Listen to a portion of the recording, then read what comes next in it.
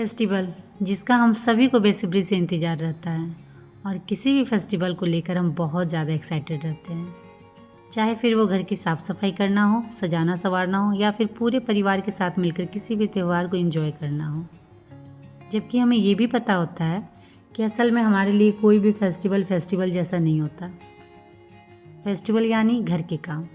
जी हाँ, कोई भी फेस्टिवल घर के काम करते और रसोई में खाना पकाने में ही बीत जाता है। घर के सारे लोग त्यौहार एंजॉय करते हैं और हम औरतें सज धज कर रसोई में काम करते रहती हैं। मतलब हमारे लिए त्यौहार का मतलब सिर्फ काम है। तो है एवरीवन, नमस्ते and welcome back to my channel. तो फ्रेंड्स, कैसे हो आप सब? उम्मीद करती हूँ कि आप सब बहुत अच्छे होंगे। तो जी हाँ, फेस्टिवल जिसके आने से खुशी तो हमें बहुत ज़्यादा होती है, बट हाँ, घर के काम भी बहुत ज़्यादा बढ़ जाते हैं। तो मेरी आज की ये मॉर्निंग कुछ ऐसी ही है।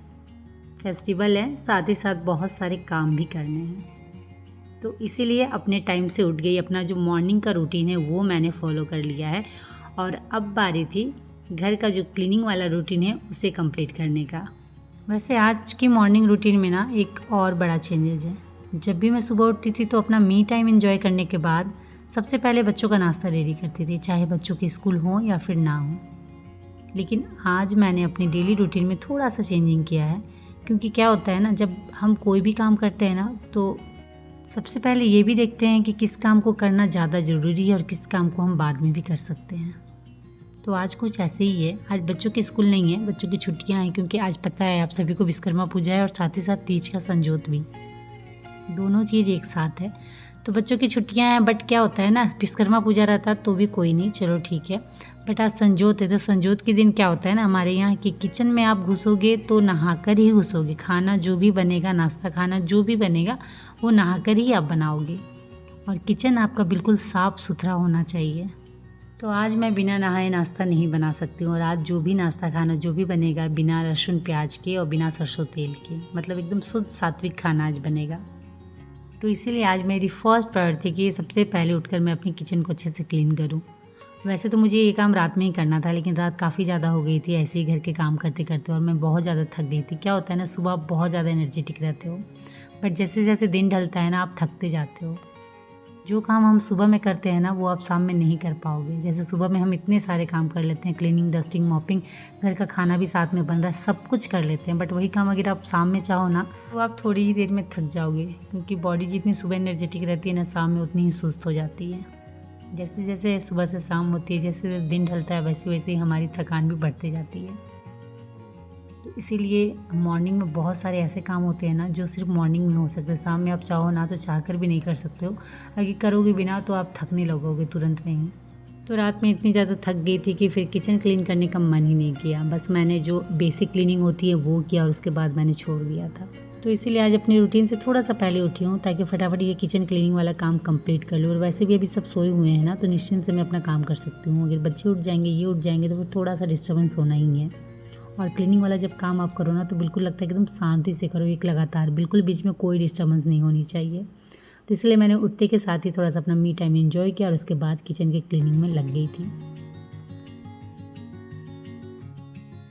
और जब भी घर में कोई पूजा पाठ हो या फिर आपका व्रत उपवास हो तो सच में लगता है कि घर की क्लीनिंग तो होनी ही है, साथ ही साथ किचन की क्लीनिंग बहुत मायने रखती है, क्योंकि यही वो जगह है जहाँ आपके व्रत उपवास वाले खाने भी बनते हैं।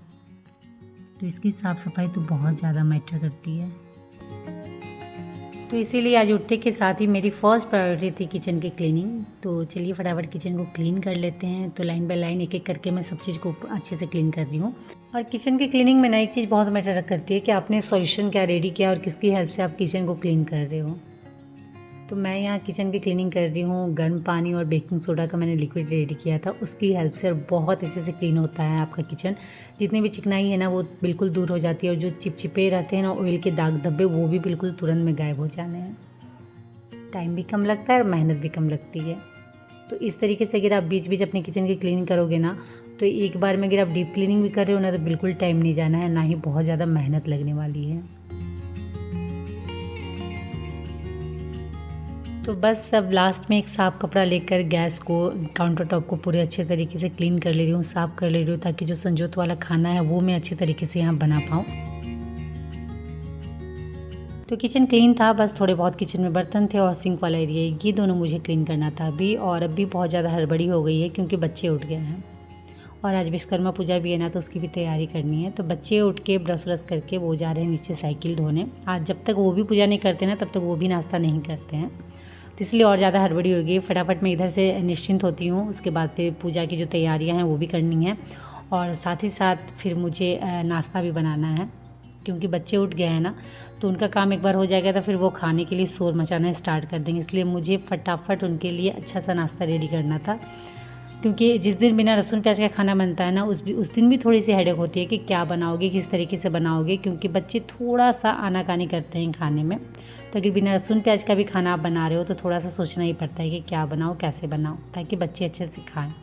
ओके, तो किचन क्लीन हो गया था और तौलिया मैंने हटा दिया और साथ ही साथ ये मैट भी मैंने हटा दिया। आज किचन मतलब पूरी तरीके से साफ़ सुथरा होना चाहिए, इसलिए जो भी पुराने कपड़े थे किचन में, जो भी टॉवल रखे हुए थे जो यूज़ मैंने किए हैं, जो मैट था वो सब मैंने हटा दिया।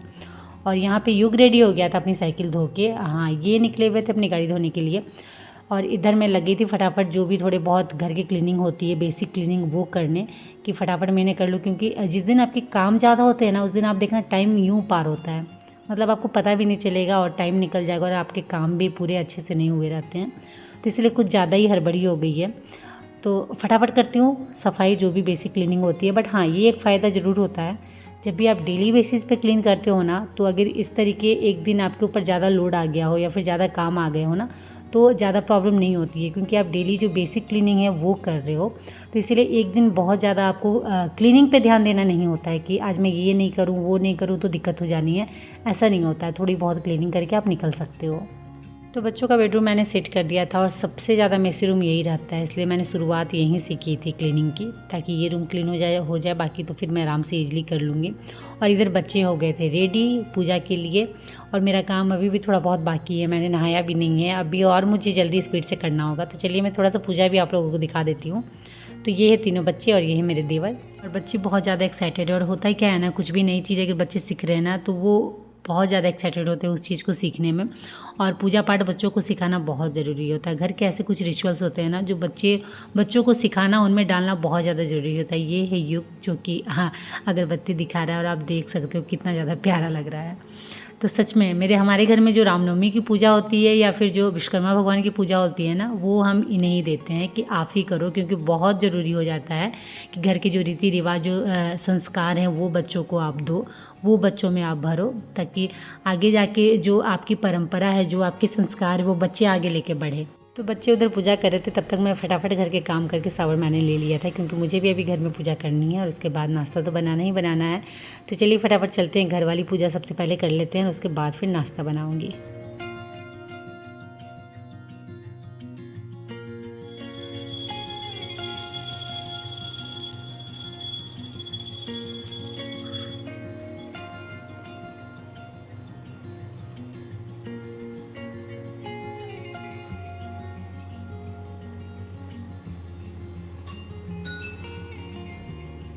तो जी पूजा मैंने कर ली थी। अब पूजा करने के बाद ना मन को बहुत ज़्यादा सुकून मिलता है। उसके बाद मैं आ गई थी अपनी प्यारी सी किचन में, और साफ़ सुथरा होने के बाद ना किचन और भी ज़्यादा प्यारा लगता है। तो चलिए अब फटाफट बनाते हैं आज का नाश्ता। नाश्ते में क्या बनाना है वो मैंने डिसाइड कर लिया था। तो नाश्ते में बना रही हूँ आलू की सब्ज़ी और गर्मा गर्म पूड़ी। तो आलू की सब्ज़ी की प्रिपरेशन मैंने कर ली थी, आलू बॉईल करके रख दिया था और उसके बाद जो भी हल्के मसाले मैं डालने वाली हूँ वो भी मैंने रेडी कर लिया था। तो ज़्यादा कुछ तो नहीं पड़ने वाला है, क्योंकि बिल्कुल सीधा सिंपल बनने वाला है, क्योंकि ये संजोत वाला खाना है जो कि बिल्कुल शुद्ध सात्विक होता है। तो आज आप या तो घी से खाना बनाओ या तो फिर रिफाइन ऑयल से। तो घी से बनाने से बच्चे बिल्कुल नहीं खाएंगे, इसलिए रिफाइन ऑयल का ही मैं यूज़ कर रही हूँ। तो ऑयल मैंने डाला, जब वो गर्म हो गया तो उसमें मैंने तेज़पत्ता, जीरा, कड़ी पत्ता, इलायची, लौंग और दालचीनी और साथ में साथ 2 लाल मिर्च गोटे वाले वो मैंने डाल दिए हैं, और थोड़ा सा मैंने अदरक कद्दूकस कर लिया था वो भी ऐड कर दिया था। उसके बाद इसमें थोड़े से पाउडर मसाले यूज करूँगी, तो धनिया पाउडर, हल्दी पाउडर और साथ ही साथ मिर्चा पाउडर वो मैंने ऐड किया है। उसके बाद इसे अच्छे से फ्राई कर लेंगे और फिर एक टमाटर मैंने कट करके रखा था उसे ऐड कर देंगे। इस सब्ज़ी का मेन इंग्रेडिएंट जो है ना वो टमाटर ही है। टमाटर की वजह से ये ज़्यादा टेस्टी लगने वाला है, तो इसलिए एक बड़ा टमाटर मैंने इसमें ऐड किया है। और उसके बाद थोड़ा सा पानी मैंने ऐड कर दिया ताकि जो मसाले हैं वो जले नहीं और जो टमाटर है वो भी गल जाए। ओके, तो जब तक उधर मसाले मेरे फ्राई होते हैं तब तक मैं क्या करती हूँ, आलू को थोड़ा सा मैश कर लेती हूँ हाथों की हेल्प से। तो यहाँ आलू को भी मैंने अच्छे से मैश कर लिया और उसके बाद ये देखिए मसालों का कलर कितना टेस्टी लग रहा है। फटाफट इसे भी अच्छे से फ्राई कर लेते हैं। तो टमाटर बिल्कुल गल चुका है, मसाले भी अच्छे से फ्राई हो चुके थे। उसके बाद जो आलू मैंने मैश किया था वो इसमें ऐड कर दिया है। अब इन्हें मसालों के साथ अच्छे से चलाएंगे मीडियम आंच में। जब ये मसालों के साथ अच्छे से फ्राई हो जाएंगे उसके बाद फिर मैंने इसमें ऐड कर दिया है पानी। पानी बिल्कुल कम डालेंगे क्योंकि आलू हमारी पहले से बॉईल हो रखी है, तो इसे और ज़्यादा बॉईल नहीं करना है। लास्ट में बस थोड़ा सा नमक और थोड़ी देर के लिए हम ढककर इसे ढक देंगे। तो जब तक सब्ज़ी रेडी होती है तब तक मैं क्या करती हूँ, फटाफट यहाँ आटा गूँथ लेती हूँ। तो आज पूड़ियों के लिए आटे में मैं मैदा भी मिक्स करूँगी क्योंकि आटे और मैदे से बनी हुई पूड़ियाँ ना बहुत ज़्यादा टेस्टी लगती हैं। तो आटा मैंने ज़्यादा लिया है और मैदा थोड़ा सा कम। तो अब चलिए फटाफट इसे गूँथ लेते हैं क्योंकि इसे भी हमें कुछ देर के लिए छोड़ना होगा, 5 से 10 मिनट, ताकि ये अच्छे से सेट हो जाए और जो हमारी पूड़ियाँ हैं वो अच्छे से फूले और सॉफ्ट बने।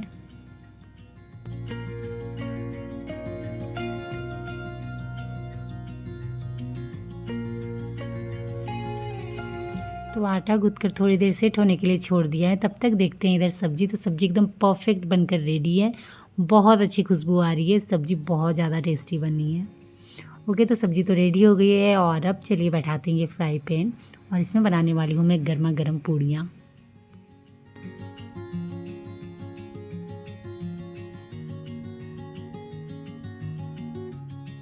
तो आज का यम्मी सा नाश्ता रेडी था। तो फटाफट मैं बच्चों को रीनी लगा देती हूँ और उसके बाद खुद भी खा लूँगी। और आज का मौसम ना बहुत अच्छा हो रखा था, बारिश हो रही थी, ठंडी ठंडी हवाएं चल रही थी और मेरे प्लांट बहुत ज़्यादा अच्छे लग रहे थे। सच में मन कर रहा था कि बालकनी में अभी बैठी रहूँ, लेकिन अभी सिर्फ मॉर्निंग वाले काम ख़त्म हुए हैं, अभी दोपहर वाले सारे काम बाकी हैं, तो वो भी मुझे फटाफट फिनिश करने हैं। बट क्या होता है ना कि सुबह अगर आप जल्दी उठो, माइंड सेट कर लो कि मुझे क्या करना है, कैसे करना है, आपकी प्रायोरिटी आप समझ लो ना, तो सारे काम बहुत अच्छे से बहुत ईजिली होते हैं। और आपका दिन अच्छा तभी जाएगा ना जब आपकी दिन की शुरुआत अच्छी हो। तो अपने दिन की अच्छी शुरुआत करने के लिए ना ये बहुत ज़रूरी होता है कि आप जब उठो ना तो सबसे पहले आप या तो कोई पेपर में लिख लो या फिर अपने दिमाग में सेट कर लो कि आज मुझे क्या क्या कैसे कैसे करना है। और जब एक अच्छी शुरुआत आपको मिल जाएगी ना अपनी सुबह की, तो ऑलरेडी आपके सारे काम फटाफट होने हैं और आपका वो पूरा दिन बहुत अच्छा जाने वाला है। ओके, तो फ्रेंड्स आप सभी को मेरी तरफ से तीज की ढेर सारी शुभकामनाएं और इसी के साथ इस ब्लॉग को मैं करती हूँ यहीं एंड। उम्मीद करती हूँ कि आज का ब्लॉग आप लोगों को अच्छा लगा हो। तो अच्छा लगा हो तो फटाफट लाइक करिए, शेयर करिए और अगर चैनल में नए आए हो तो प्लीज़ चैनल को सब्सक्राइब जरूर कर लीजिएगा। तो आज के लिए इतना ही, मिलते हैं नेक्स्ट ब्लॉग में, तब तक के लिए बाय और आप सब अपना ख्याल रखिएगा।